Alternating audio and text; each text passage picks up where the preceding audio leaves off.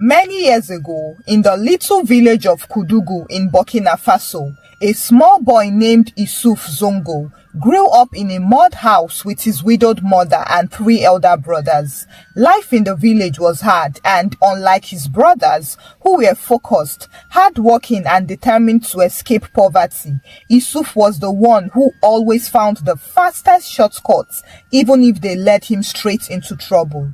His elder brother Alassane Zongo was the pride of the family.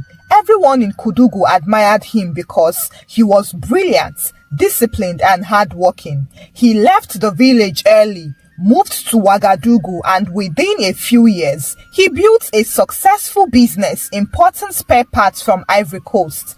And it was through him that the Zongo name became associated with wealth. But while Alassane carried the family's dignity on his shoulders, Issouf carried only his appetite for enjoyment.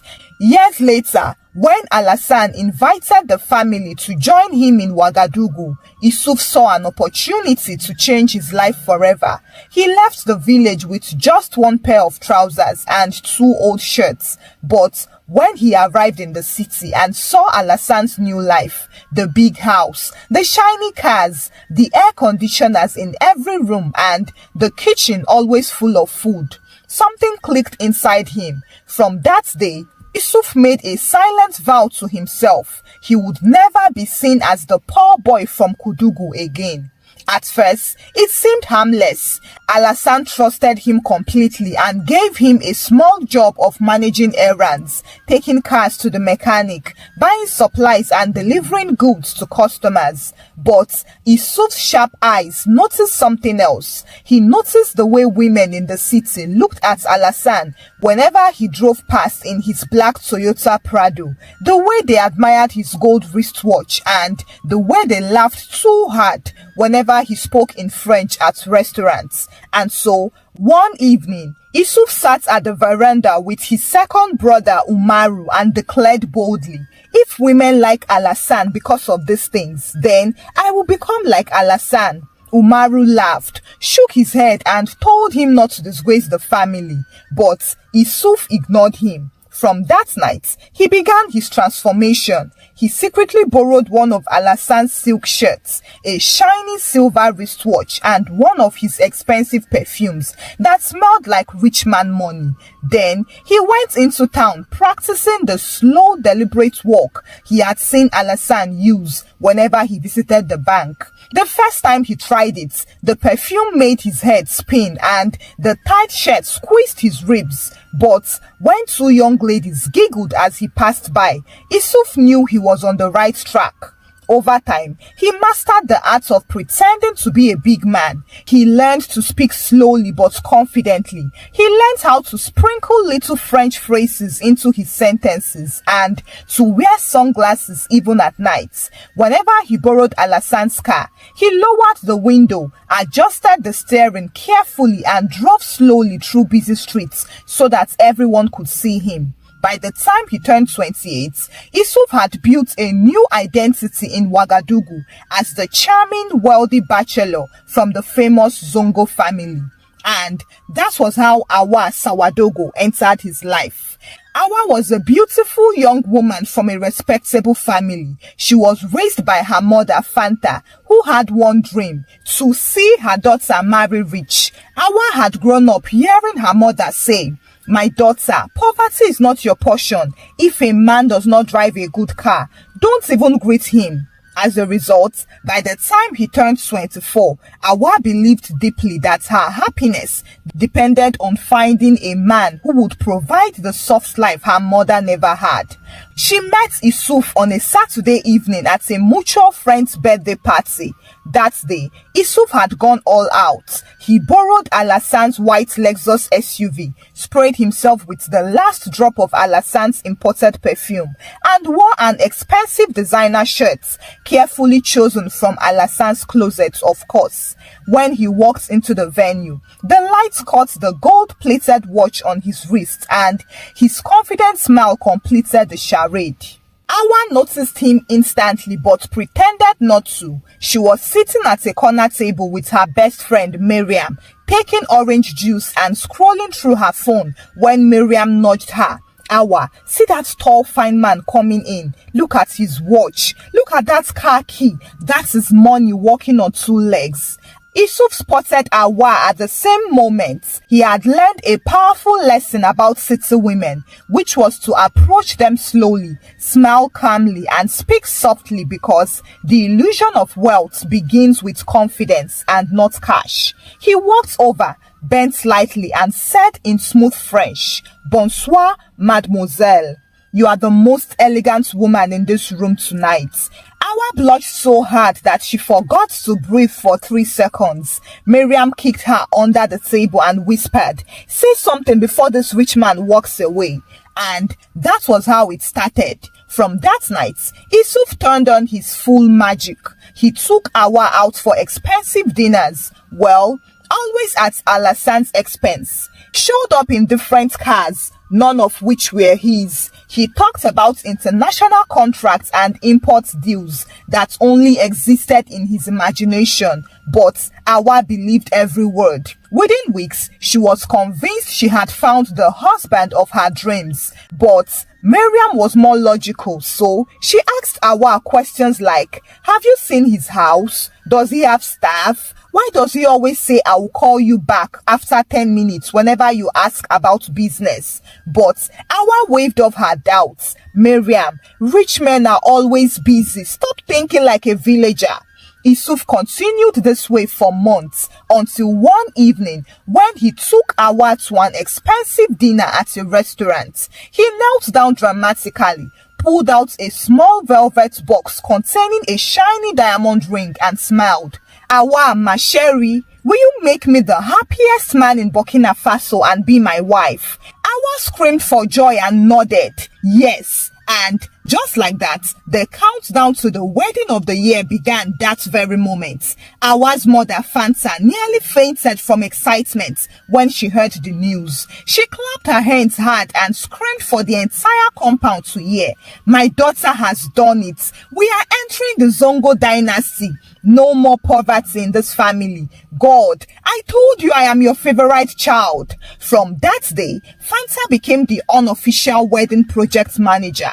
Personal hype woman and financial consultant all rolled into one. She called every distant cousin, every neighbor, and every secondary school teacher who ever scolded Awa just to tell them, "My daughter is marrying money itself. You people should come and eat wealth that day." Meanwhile, Yusuf, the self-proclaimed wealthy businessman, was secretly panicking because he had no savings, not even enough to buy the engagement ring he proposed with. The ring actually belonged to Umaru's ex-girlfriend, who returned it after breaking up with him. Yusuf found it in his brother's drawer, polished it and pretended it was custom made in Paris. However, Yusuf was cunning. He knew Alassane loved family reputation more than anything else. So, one evening, he sat dramatically at the dining table and bowed his head like a boy wrongly accused. "Grand frère, please, I beg you, I have finally found the woman of my dreams, but I don't want to disgrace our family name. If this wedding looks cheap, people will laugh at all of us." Alassane sighed deeply and said, "Yusuf, you have no job. You have no savings, and yet you want to marry. Do you even think about tomorrow?" Yusuf sniffed loudly as if he was crying. "Tomorrow will take care of itself when you have a good wife. Please, help me just this one time. I promise after the wedding I will change." Alassane stared at him for a long time, shook his head, muttered something about foolish younger brothers, and finally agreed to sponsor the wedding just to avoid embarrassment. And so the preparations began.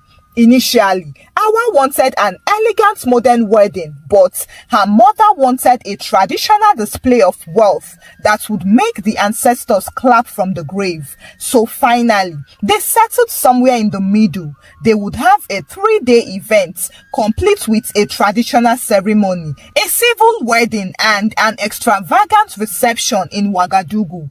Issouf pretended to be deeply involved in the planning, but the truth was that he contributed nothing. 0 francs CFA. Every detail, from the special champagne glasses to the imported lace wrappers for his mother-in-law and her sisters, came from Alassan's wallet. The wedding day arrived and Ouagadougou was sure it had never seen anything like it before. The buffet tables groaned with jollof rice, grilled tilapia, roasted chicken, and gallons of pisab juice. Then, 2 live bands competed loudly for attention. Guests were impressed and they exclaimed, "This Issouf boy has really made it oh. Look at all this money." Awa floated around in her white lace gown, while Fanta, her mother, walked like a queen, telling anyone who cared to listen, "This is only small money. My in-law has houses in Abidjan." By the end of the night, Awa thought she had secured her dream life. She looked at Issouf as they danced slowly and whispered in his ear, "I told you, my love, we'll manage your empire together." Issouf smiled, nodded, and thought to himself, "If only you knew which empire you just entered." After the wedding, Issouf took Awa to a guest house in town, which was owned by his brother. They had their honeymoon there, but 2 weeks later, the honeymoon glow began to fade and Awa waited eagerly for the day Issouf would finally take her to their mansion, the one he always boasted about. But whenever she asked, he kept postponing. "Ma chérie, relax. The mansion is under renovation. I cannot allow my queen to sleep where paint smell would disturb her royal nose. Just 2 more weeks." However, 2 weeks later, when Awa asked again, Issouf coughed dramatically, held his chest and said, "The workers made a small mistake with the ties, but don't worry, perfection takes time." One Thursday morning, Issouf woke Awa early and announced, "Pack your bags, we are moving." Awa's heart leaped. She imagined going to a big house with marble floors, tall windows, and a big kitchen where she would host dinner parties. But when they finally arrived at the so-called mansion, she almost fainted. It wasn't a mansion. It was a tiny one-room apartment at the back of Alassan's compound, wedged between the security post and the storage shed. Awa stared in disbelief. "Issouf, where's the mansion?" Issouf smiled nervously. "This is temporary, my love. Just for 2 weeks until the big house is ready." Awa tried to believe him, but it was hard not to doubt. There was no air conditioner, no generator, no fancy furniture, just one old mattress, a small table, and a bulb that flickered like candle. On their first night there, Awa couldn't sleep. She kept turning, sweating, and wondering why the temporary place didn't have as much as a fan. Unfortunately, that night, she heard laughter outside. 2 maids were gossiping loudly. "So, this is the new madam, the one who married our errand boy." The other maid laughed. "Yes, so she thought she married a rich man." Unknown to her that Issouf is the one we usually send to buy cement and fix tires for Alassan. Awa froze. Errand boy? No, it couldn't be true.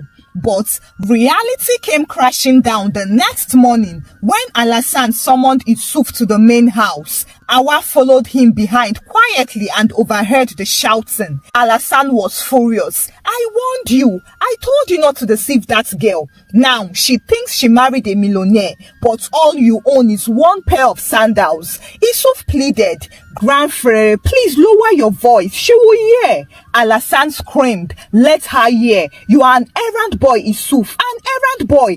Every shirt you wear belongs to me. Every kobo you spend comes from me. And instead of focusing on work, you spend your days spraying borrowed money at clubs like a drunk politician." Awa felt her knees weaken. She ran back to their room, shut the door, and cried until her chest ached. That evening, she confronted Issouf. So it is true? You don't own the cars, the house, even the ring? Isuf knelt down dramatically. Awa, my love, please, I did it for us. I wanted you to choose me. I knew you wouldn't look at me if I came as a poor man. But don't worry, success is coming. I can feel it in my bones. Awa wanted to scream, but she couldn't. She thought about the huge wedding, the way her mother had bragged to everyone, and the way her old schoolmates envied her. Living now would make her the biggest laughingstock in town. So, against her better judgment, she stayed. But from that day, she began watching Isuf closely. And what she discovered next would make her regret ever saying yes, because every single day in the tiny one-room apartment was a daily reality check for her. Gone were the soft promises, the endless sweet talks, and the Instagram perfect dates. Instead, now, she woke up every morning to the sound of chickens screaming in the neighbor's yard and the smell of diesel from Alasan's generator, while she sat on a wooden chair, staring at her life like a bad Nollywood trailer. She would even wash plates outside under the sun because there was no sink in the kitchen. At first, Awa tried to convince herself that this was still temporary, that Isuf's promise of big deals and contracts would eventually come true. But as time went on, she became sure that Isuf had no plans of even standing on his own. Everything they had, the clothes, the house, and the food in their plates, came from his elder brother Alasan. Every morning, Isuf disappeared into the main house, claiming to have business meetings, but Awa knew better now. She had watched him through the kitchen window one afternoon, standing in the driveway, helping the driver wash Alasan's SUV. Her heart sank, and that was the day it fully dawned on her that she had married the family's errand boy, and by extension, she no longer belonged to Isuf alone. She now belonged to the entire Zongo household. As such, whenever Alasan's wife Hadiza snapped her fingers, Awa had no choice but to respond. At first, Hadiza would ask sweetly, "Awa, please run to the shop and get detergent for the maids. You know where they keep the spare cash, right?" Then it became bolder. "Awa, the children want freshly made juice. Help Amina in the kitchen. She has too much on her hands today."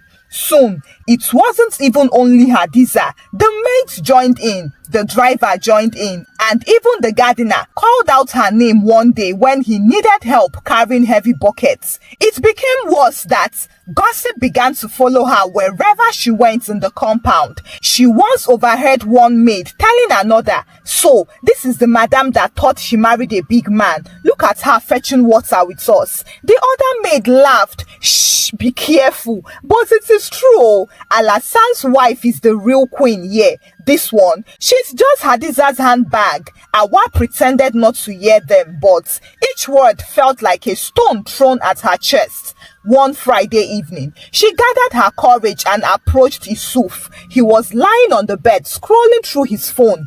"Isuf, I can't live like this. People are laughing at me. Even Hadiza, the way she treats me." Isuf frowned. "Hadiza feeds us, Awa. She buys our food. She pays the bills. Show some respect." Awa stared at him in disbelief. "Respect? I am your wife, Isuf. Why should your brother's wife have this much power over me? Where is your pride as a man?" Isuf threw his phone aside angrily. "Pride doesn't pay rent. See, until my deals come true, this is our reality. So stop complaining before you make things even worse." Awa swallowed her words, but inside, her respect for him totally vanished. That night, she lay awake staring at the ceiling, and tears rolled down her cheeks. The glamorous wedding, the expensive promises, and the laughter from her mother, all of it had led her here, sleeping in a cramped room while her brother-in-law's wife treated her like one of the maids. By the 4th month, Awa was no longer just an errand wife inside the compound. The entire neighborhood now knew her story. one afternoon when she went to the nearby shop to buy onions for the cook. As she stood at the counter, she overheard two women gossiping loudly. You know that new bride living in Alasan's boys' quarter? The second woman laughed. The one that thought she married a rich man? Isuf is just an errand boy now. The only money in his pockets comes from Alasan's charity. Awa's cheeks burned hot, but she paid for the onions and walked home quickly. Now, as if the humiliation wasn't enough, a new disaster arrived at the compound gates the following week. Two angry debt collectors stormed into the compound shouting Isuf's name. Where is that man? He owes us 350,000 CFA. Today, he must pay or he's going to the police. Hadiza came out onto the balcony in a silk robe, sipping juice as she watched. Her lips curled into a mocking smile. Oh, Isuf, so you are borrowing money again? In this house where my husband feeds you? Interesting. The maids and workers all gathered and the compound became a stage, while Awa stood at the center drowning in humiliation. Isuf tried to explain, but Alasan cut him off sharply. From today, I am done. I will not pay another franc for you. You are always bringing shame to this family. You wanted to live like a big man, right? Now, face your debts like one. That night, Awa sat on their bed staring at her disgrace of a husband as he sat beside her mumbling stuffs about deals and second chances. She finally spoke to him. I left my father's house believing I was walking into a better life. Instead, I became an errand wife in your brother's compound. Even the maids send me on errands now, Isuf. This is not what you promised me. For the first time, he had no reply. He just buried his face in his hands. Awa continued enduring her harsh reality until her mother Fanta entered the picture. The first time Fanta heard the gossip, she thought it was jealousy. How could anyone dare laugh at her daughter, the same daughter who had married into the wealthy Zongo family? But by the 6th month of Awa's marriage, the news had spread all over their town. Awa's aunties started calling Fanta one after another. Fanta, we heard something. Oh, people are saying Isuf isn't the rich man you claimed. Is it true that your daughter is living in the boys' quarter, that she washes plates with the maids? Fanta's throat went dry, but she laughed it off. Salimata, ignore them. My daughter married money itself. Don't believe village gossip. However, when the 2nd, 3rd and 4th calls came in, Fanta couldn't ignore it anymore. She packed her bags and arrived in Ouagadougou unannounced, determined to see the palace life for herself. The first shock came when she saw the compound. Awa was standing outside, bent over a bucket, scrubbing clothes with bare hands. The moment Awa looked up and saw her mother, she froze in slow shame. Fanta dropped her handbag instantly. Awa, what is this? Why are you washing clothes? Where is your maid? Awa swallowed hard. Mama, there is no maid. I do everything myself. Fanta's chest rose and fell as she scanned the compound. The boys' quarters where Awa lived stood small and lonely behind the grand main house where Alasan and Hadiza lived like royalty. Before Awa could stop her, Fanta stormed into the main house angrily. Hadiza was sitting on the sofa, scrolling through her phone when Fanta barged in and shouted, "So, this is how you treat my daughter? The same daughter you dragged from my home with promises of wealth and respect? You turned her into your maid?" Hadiza didn't even flinch. She placed her phone down carefully, crossed her legs and smiled. "Madam, please lower your voice. Nobody dragged Awa here. She married Isuf, not me. If her husband cannot provide for her, what exactly do you want me to do? Give her my place?" Fanta's hands shook as she pointed at her, but before she could respond, Alasan walked in. He faced her. "Madam, control yourself. This is my house, and in this house, we live according to what people can afford. If Awa wanted the life of a queen, she should have married a king. Instead, she married my younger brother, the errand boy. The words sliced Fanta like a blade. Her body trembled, but her pride held her upright. She turned to Awa. So it is true, you brought me shame. After all my boasting in the village, you brought me here to be mocked. Awa bowed her head low in humiliation. That night, Fanta refused to sleep. She sat upright on the small bed in Awa's small room, angrily burning like fire. Awa watched as her mother muttered angrily beside her, and her heart broke. She knew she had to do something. She could no longer wait for Isuf to save her dignity, as if he even had any to give. She decided to take actions. When her mother heard of her plan, she mocked her at first. Awa, you want to start selling pepper and seasoning cubes? Is this how you will restore our name?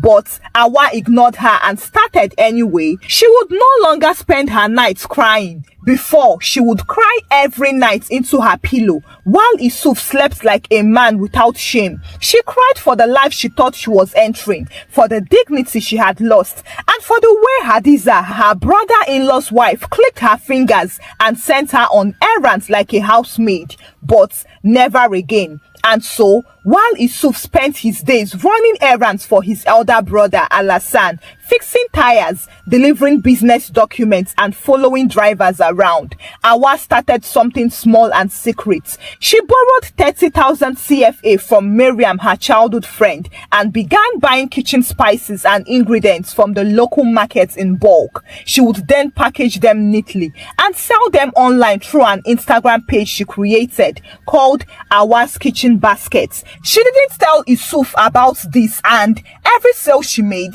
she saved it into a hidden mobile money account under a fake name, Madam Rahinatu. At first, she sold only to Miriam's friends, then slowly, other people started to buy too. The money wasn't much, but it gave Awa something she had lost for months, a sense of control. Meanwhile, Isuf's debts had begun to pile up, with Alassane refusing to give him extra cash and Hadiza openly mocking him at every chance. Isuf was under pressure.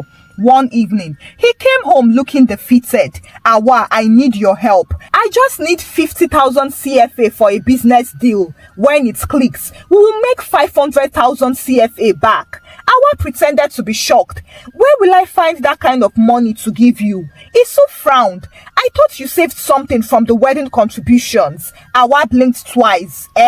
The same contributions you used to impress your friends at the club? No, Isuf, there is nothing left. His eyes darkened, but Awa said nothing more. 2 weeks later, Hadiza delivered the final blow. One Saturday morning, she called Awa into the main house. Awa entered, wiping her hands on her wrapper, only to find Hadiza's friend seated elegantly in the living room, holding glasses of wine. Hadiza smiled sweetly. Ladies, this is Awa, Isuf's wife. She helps us manage small errands here and there. She's practically family. The women turned their eyes and scanned Awa from head to toe, secretly hiding amusement. One of them muttered loudly enough for Awa to hear. So, this is the bride who married the wrong Zongo brother. They laughed as Hadiza continued. Awa, please run to the tailor's shop and collect my clothes. Tell her to iron it before you return. Quickly, please. Awa stood there, calmly fighting her tears back. But she didn't argue or complain. She simply turned and left. But as she walked back to the boys' quarters, she decided that she would work harder to be independent, so she would no longer depend on Isuf, Alassane or Hadiza. And then, 3 months later, her packaged spice business had gone from a few weekly orders to steady sales every single day. She had even saved enough to rent a small shop at the market. But she kept her plans a secret until everything came crashing down for Isuf. One Wednesday morning, 3 angry debt collectors stormed into the Zongo compound. They shouted so loudly that even Hadiza came out onto the balcony to watch the drama. The first debt collector shouted furiously, Isuf, you owe us 700,000 CFA. Today you must pay or we will rip you apart. The compound went silent and Hadiza folded her arms smugly, enjoying the chaos. Isuf begged them for more time, swearing he had a big deal coming. But the collectors laughed in his face. Finally, they turned to Alassane, who had come out, hoping he would intervene as usual.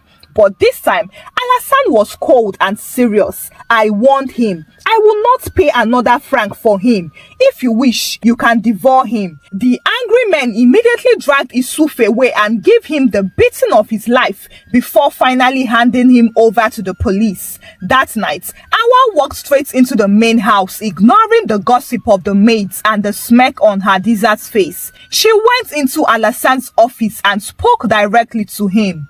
Grand Frere, thank you for everything you've done for us, but from today, I will take responsibility for myself and my actions. I won't depend on this house anymore. Alassane stared at her, surprised by her sudden composure. Hadiza raised an eyebrow, expecting Awa to beg as usual, but Awa simply walked out without waiting for a response. 2 weeks later, she moved into a small apartment she rented with her own savings. Her spice business became a steady source of income and she focused entirely on rebuilding her life. After 2 weeks of being detained and barely escaping torture, Issoufou was bailed by Alassane. He came out and went after Awa, begging for forgiveness, but Awa was done being the powerless errand wife who waited for dignity to be handed to her. She had learned the hardest truth that, in this life, nobody respects the powerless, and from that day, she decided she would never be powerless again. Thank you for watching the story. Kindly share your thoughts about the story with me in the comment section. Give the story a thumbs up and share the story out with your loved ones. Subscribe to this channel if you've not done so by now. Until I bring another story your way. Bye!